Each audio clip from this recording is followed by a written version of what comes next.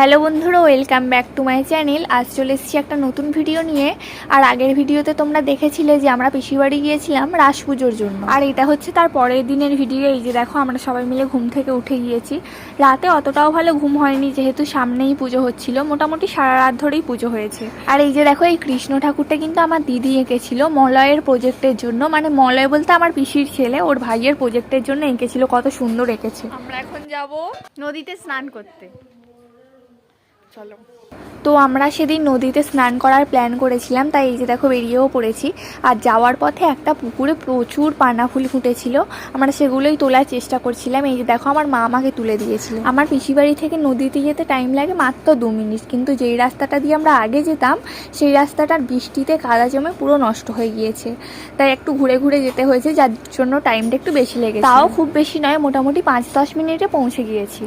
এই যে দেখো, পৌঁছে গেছি নদীতে। আর সব থেকে বেশি মজা হয়েছিল তো নদীতে নামার সময়। এত বেশি স্লিপ ছিল যে নামার সময় প্রচুর হাসাহাসি হয়েছে, তোমরা শুধু দেখতে থাকো। রুবি তো মোটামুটি ঠিকঠাকভাবেই নেমে গিয়েছিল, কিন্তু আমার মায়ের নামার সময়টা একবার শুধু দেখো, হাসি থামাতে পারবে না এমনভাবে নামছিল। আসলে পা রাখাই যাচ্ছিল না, এত স্লিপ ছিল। তারপর আমি নামার সময় এই যে দেখো, ওরা দুজনে মিলে আমাকে কাদা ছোঁড়াছুড়ি করছিল।